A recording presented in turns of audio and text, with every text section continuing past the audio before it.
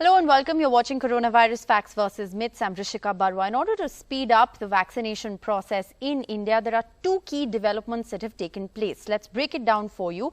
Government sources have now told NDTV that in order to speed up approvals for vaccines like Pfizer and Moderna in India, the government is ready to grant them indemnity from liability. What does this mean?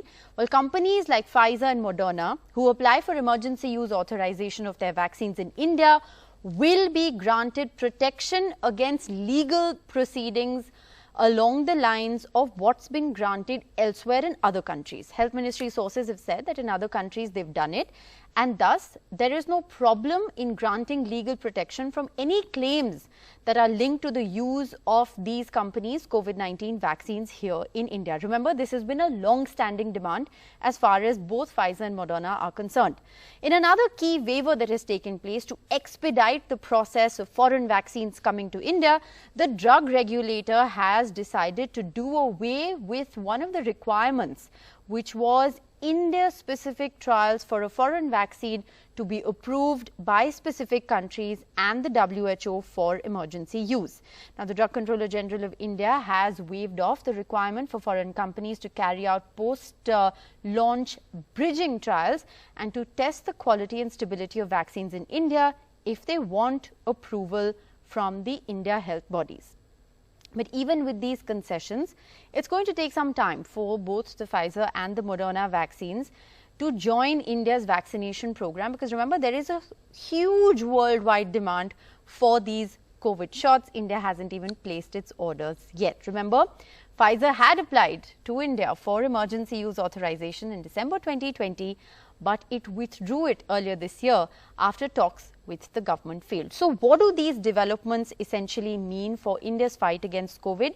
And will it essentially speed up the entry process of vaccines, or is it too little too late? Dr. Ravindra Mehta, Chief of Pulmonology and Critical Care, Apollo Hospitals, joins us from Bangalore.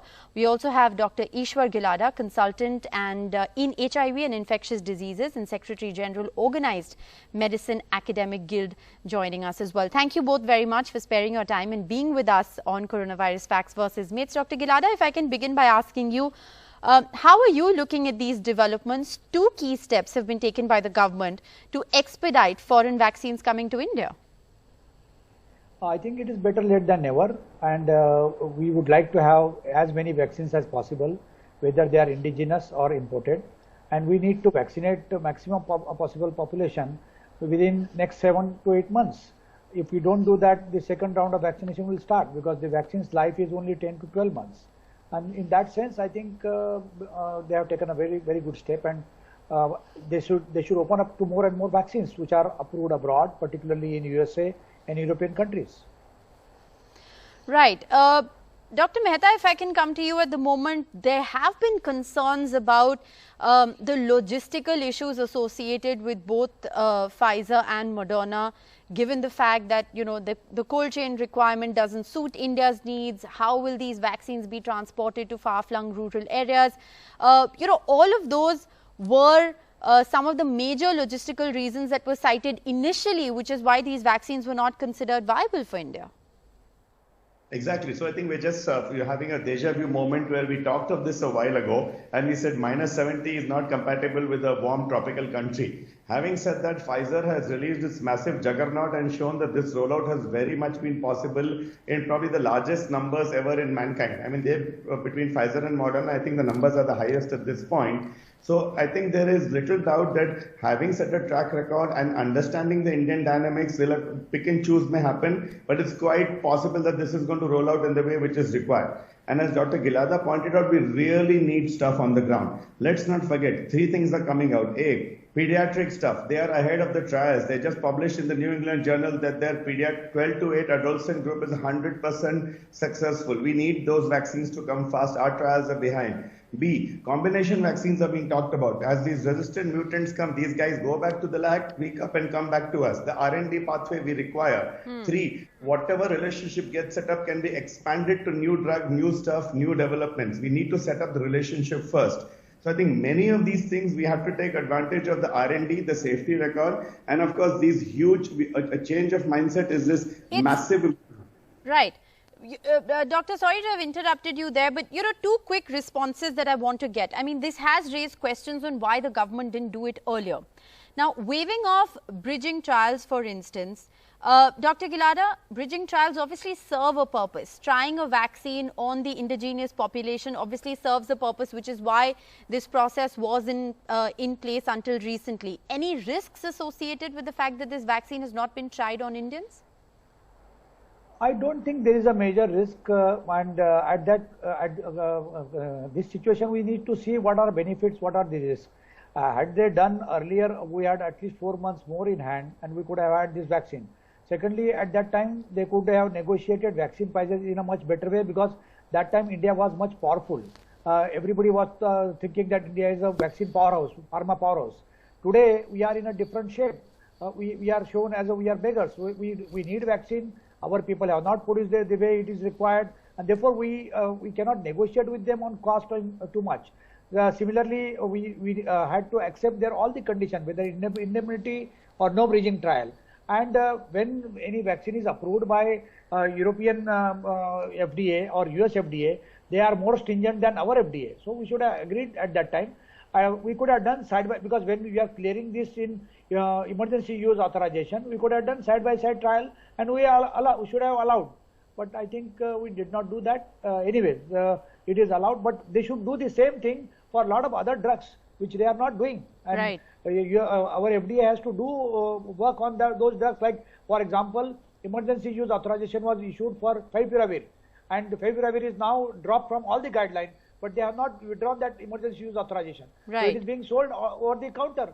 So we should look at all those issues also, not only mere vaccine and rules for vaccine. Well, important points there, because if there are certain processes that are being followed globally, perhaps we needed to open our mind to those processes sooner, and even now, in certain spheres at least, we need to play catch up. Dr. Mehta, the other key development, which is the fact that this indemnity against liability goes away, or the government is willing to talk about this. That's what senior sources in the Health Ministry have indicated to NDTV today. What does this essentially mean? What's the information that viewers need to know? If I can just expand one line on Dr. Gilada's point, let's understand that for bridging trials, there's a massive Indian diaspora sitting in the Western world which has already got the vaccine. Right. You can tell that Indians don't change that fast when they move from one part of the world to the other. So we can understand that this is already done in a reasonable way, that we can accept this with a little pepper of salt, not even a pinch of salt. Right. Now coming back to your question, indemnity. Indemnity is an age-old, a century-old concept, where clearly he who makes the product has to take responsibility, and whether early, late or long term, because long term stuff is known, the manufacturer has to bear the brunt of the legality and the issues which come up. Now clearly here in a worldwide precedent, the US, UK, all of them have waived indemnity, because in a pandemic situation, you have to have the good Samaritan part of it. These guys are producing the vaccines. In other countries, they've got government support and funding. And in that, the collaboration is such that they've taken away the indemnity clause so they can go provocatively and produce something which is good on the ground. The same thing they're asking from India. So we have to also change our hats also and understand that, is this fair to do? Okay, agreed that it may not have been good before, but now when we are scrambling, struggling, and in desperate need of all these vaccines, understanding it's not only now but futuristic. We will have combinations coming. We need to change our thinking and understand that these companies will not bear the liability. Central government will now have to probably bear the liability. Yes, that was actually my next question, Dr. Mehta. What does it mean for a person who will be potentially getting either of these two vaccines, given the fact that they have indemnity from liability? Who is then going to be liable? That will be part of the paperwork. Clearly, when you have MNCs like Pfizer and Moderna and Cipla, I heard, is also approaching the government, it will be clear in black and white that somebody has to bear the brunt of it. In quite likelihood, akin to US and UK who have taken the indemnity, our government will have to agree to that, and only this will this rollout happen. That is the current expectation as of now. Dr. Gilada, before we move on to the other allied development that we're tracking, I want to ask you, this is of course a very welcome move, and one is sincerely hoping that, both Pfizer and Moderna enter the Indian market soon. But given the fact that we haven't even placed our demand or placed orders with these companies for the vaccine, we're waiting for them to apply for emergency use. Pfizer had applied for emergency use, at which point talks fell through. What, according to you, is a realistic timeline? No, I don't think there can be any realistic timeline, and Government of India must have done some calculation in mind, because when they came out with a calculation of 216 crore vaccines doses in till December, I think they have some calculation in mind. What I would like to add to all this is, we are looking at total number of vaccine. We are not looking at how do we reduce the number of vaccine required. And I have been telling for last couple of months that there are 2 or 3 things where we could have reduced the vaccine requirement. For example, those people who were infected with COVID-19, they do not get again COVID for next 6 to 8 months or 10 months. So we should devise a system whereby we do a COVID antibody test on a drop of blood. If IgG is positive, that means the person has antibody, and that person did not get the vaccine for next 6 or 8 months. Number 2, we could have also done some trials to show if half of the dose can work. If it has worked in initial trial of AstraZeneca in UK, where by mistake they have given half the dose, and in those people who received half the dose, they got better results, like 91% protection as against 80% protection in the both full doses. So we could have done those kind of trial, and we could have saved doses. So what we are doing currently is, we are looking at vaccine hesitancy. We are forcing people to take vaccine, and we are not giving to those people who are in the queue. Currently, we should not force anybody. People will automatically take the vaccine when they find good result in those people who are taking, and we should spend our energy, time, vaccine on those people who want to take, rather than throwing the vaccine into dustbin, which has happened in Agra, and people were jumping in vaccine wastage water. At least initially was a huge cause of concern. Dr. Mehta, very quick comment from you. Do you anticipate this to play out in a certain way? What, according to you, would be a realistic timeline for these vaccines to come to India? I think if things pan out, then even they are looking for markets, because their own vaccination program is nearly getting done. So between us competing with the rest of the world, I would imagine the next 2-3 months we have to get it on the ground. The reason being that we're planning for a third wave, and the only tool we have is vaccination. So I think that is a reasonable timeline. We'll have a menu card of vaccines. At least 5 or 6 will be on the ground by then. 3 are there, Zydus is applied, and these 2 at least. Well, we certainly hope your prophecy of a menu card of vaccines comes true and comes true very quickly. But I want to shift our focus very briefly to an allied development that we're tracking. And this is, in a certain sense, linked to the fact that we don't have that menu card of vaccines just yet, because there is no vaccine for children in India yet. And yet there are many people who are at the moment saying that children could therefore be hard hit in any other future wave of COVID. So if we are to get a third wave of COVID infections in the next couple of months, children could potentially be hardest hit, because they would be the one section of our population that has not been vaccinated. Now, nearly 10,000 children have got the COVID infection in the month of May in Maharashtra's Ahmednagar area. Now, the state has started taking extra steps to minimize the impact of a possible third wave of COVID. But why really is this happening? Is India, delaying the Pfizer vaccine coming to India? Is that one of the reasons? Because remember, the Pfizer vaccine is being administered to the age group of 12 to 18. The vaccine has been approved in Europe, but it's already being administered to children in the age group of 12 to 18 in the United States, in Canada, in UAE. This vaccine has been approved for use in Singapore, in Israel, and even the European Medical Agency has now approved it. When will children in India get a vaccine? Well, Bharat Biotech Covaxin is being tried on children. Clinical trials between the age group of 2 to 18 is currently underway. But what really explains this trend of high number of positive cases in Ahmednagar in particular?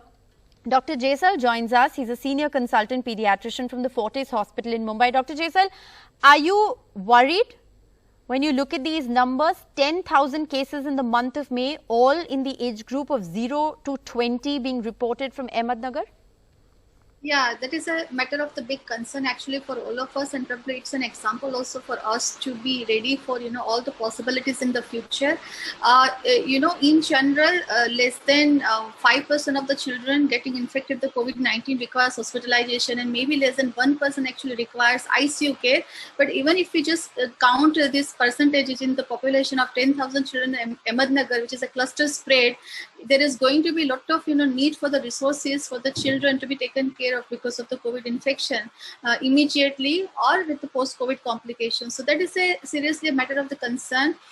The Ahmednagar is probably reported so far as a cluster spread, and still we are waiting for the data. Why there is the inclination? Because as per the state data, there is a disproportionate percentage of rise in the children. It is hard to say, is it because of the inclination of the new mutant strain for the children versus it is a part of the percentage fraction and increased sensitivity and the testing. Testing sensitivity Yes. in the state. Yes. But it is a matter of the concern for us right now, and we are very open mindedly preparing for it. Right. You're saying that you're preparing for the possibility that children could be harder hit in a future wave of COVID in India. But at the same time, there is no reason really at the moment that explains why 10,000 children have tested positive, or 10,000 people in the age group of 0 to 20 have tested positive in just 1 month. I'll ask you this, Dr. Jaisal, in your own experience as a pediatrician working in Mumbai, do you believe that the fact that there is no vaccine for the age group of 12 to 18, at least here in India just yet, puts us at a disadvantage? The Pfizer vaccine, for instance, is being given to this age group elsewhere. Absolutely. I mean, if the vaccines are available, more and more people can be, protected from the preventable disease. So if, the vaccines are available for the kids, certainly all the pediatricians across the country are very much geared to vaccinate the children like, we have vaccinated for all other diseases. But not having the vaccine is certainly a disadvantage. At the same time, they have to be proved safe. So either, our own vaccine production companies bring that safety and production in the market, or we import from the abroad. I think both the things are welcome, because need of the hour is to vaccinate as many as possible, Yes. including 40% children of the country. Dr. Gilada, once again, the big question is timelines. We are again uncertain of when the Pfizer vaccine will come to India. And whether it will be approved for use in children in India at the very outset or not, because that's another age group that is not being vaccinated. So that's adding to our vaccine target in a certain sense. And the Covaxin trials are underway in the 2 to 18 age group, but there is again no clarity on the timeline. See, we are used to putting cart before the horse, and what we have done that when we don't have vaccine, we opened up to 18 to 44 people. Now look at what vaccination numbers were in April. In 1st to 15th of April, we used to vaccinate 35 lakh per day. In this month, 1st to 15th of May, we vaccinated only 16 lakh per day. So our vaccination is half, and we opened up to so many people, so that created chaos, a lot of rush. People have to go back, vaccination on, off. No one is sure when the vaccine will be available, where it will be available. Such kind of chaos could have been avoided. Even now, if some decision has been taken at that time, we could have put that decision on hold and only vaccinate those people which are above 45, and then open up 18 to 45, those with comorbidity, and then open up to those which are parents, because if at all children are affected, we will need parents to care for them. So if we open in this staggered fashion, it will be easier. But Dr. Gilada, then if I understand you correctly, what you're saying is, given the shortage that is currently, the shortage that India is currently facing when it comes to the 18 to 44 age group, the 12 to 18 age group is really going to have to wait a while before there's a vaccine being made available to them. Is that what you're saying? See, we need to have a staggered system. Like when we are boarding the aircraft, we say 31 to 40 will board now, then 21 to 30 will board now. You cannot put everybody together. Okay. So when you want social distancing, you want all the rules to be followed. You are not boarding them vaccine. There is a lot of elderly and a lot of frontline people are yet to get vaccinated. A lot of 45 plus people are yet to get vaccinated. So complete that. It may be that within 15 days you complete and you open up after 15th of May, June. I'm not saying that you should wait forever. Yes. All right. Well, you're saying a staggered approach is what will have to be followed, but at the same time, there are bigger questions at the moment on when a vaccine will even be made available for children. And given this worrying trend that we've seen in Ahmednagar of 10,000 children testing positive in just the last 1 month, and no real reason as to why there's this huge cluster that's emerged, it is definitely a cause of concern and a space we'll continue to track here on NDTV very closely. We're going to slip into a very short break. We'll be back with a lot more on the show on the other side. Stay with us.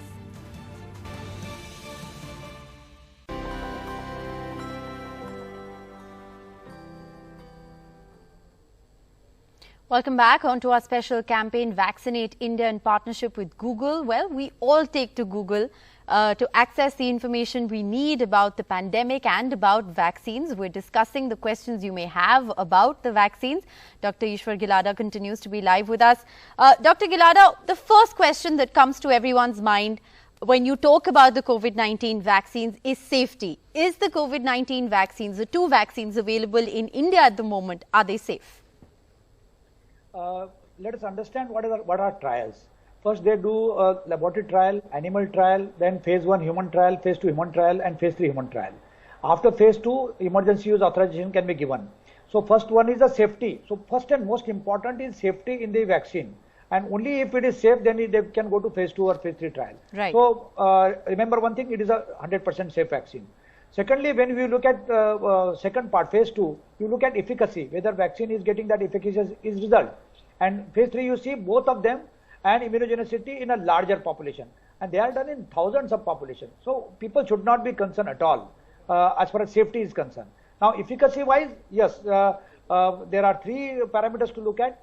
99% saving from the death, COVID related death, 93% saving from the hospitalization or severe illness, and 60 to 90% or 95% prevention of infection of COVID. So these are 3 different parameters we look at. Though prevention is little lower than what we are expecting, but other 2 parameters are good enough. And even if you get infected, then it's not serious enough and you will not die of that. All right. The other big question and concern really is about the vaccine side effects. And even when the vaccines were approved, there was a list of contraindications, that both vaccine manufacturers had in fact released. What are the most common side effects? What are the common ones and what are the ones that you should be worried about? See, most common side effect is pain or swelling at the site of injection. Thereafter, it can be fever, a little bit headache, body ache, pain in the joints, and that will happen and for a couple of days and it will settle down. And what we have been telling people that rather than taking paracetamol for 500 or 650 milligram, you take 1000, that is 2 tablets twice a day, and probably it will settle down. Now, the initial campaign, and it was not properly explained because it's a health science communication is very weak in our country. Whatever in the book, if we try to say that, people cannot understand. Right. They said that people who are on the blood thinner, they should not take vaccine. Blood thinner means what? Blood, if somebody is taking aspirin, no, it cannot be called blood thinner in that sense. Blood thinners are heparin or other drugs which are warfarin sodium. If those people are taking vaccine, they should be careful. They should have to stop 1 dose before or 24 hours before and then take vaccine. So we needed to clarify properly on everything, what is required, what is not required. So that developed vaccine hesitancy. Right. Other hesitancy was that it was an emergency mode authorization. So even medical people were hesitant, frontliner were hesitant. But as soon as people started taking, they started taking it. So I don't think there can be any drug in the world which is without side effect. There will be some side effect and we need to take with a pinch of salt. Well, I think that's very important. The fact that you say that there is no drug or vaccine that comes without its side effects. So it is important to keep that in mind. But what are the side effects, the most common side effects? And like you said, is usually just a paracetamol enough to treat them? No. As I said, there could be headache, there could be body ache, there could be lethargy. Just and therefore, if there are people who are of really matters and they have to work, we tell them you take vaccine on weekend so that you can relax for a day or so. But that is on luxury of the people who can relax. But otherwise, we give them some painkiller and they are okay. So I don't think there are any major big side effects. There could be some kind of breakthrough infection, and that cannot be called side effect because somebody who has been hibernating COVID in that and went for vaccination, COVID will come in next 2 or 3 days and they'll say that because of vaccine he got COVID. That's wrong. So And as I said that vaccination protection from infection is only 60 to 80%. So if somebody gets COVID despite vaccination, that is known. There is no need for a headline for that somebody got COVID despite vaccination. So we should not be bothered about any big or major side effect at all. They are only minor side effects. All right. So don't worry about any big side effects. They're all minor side effects. And very important clarification, Dr. Gilada, that even if you do get COVID after you've been vaccinated, the chances are that you will hopefully get a mild infection, because protection from severe disease is something that most vaccines do guarantee. Thank you so much for joining us on the show and for your time and all of those clarifications. Thank you, madam.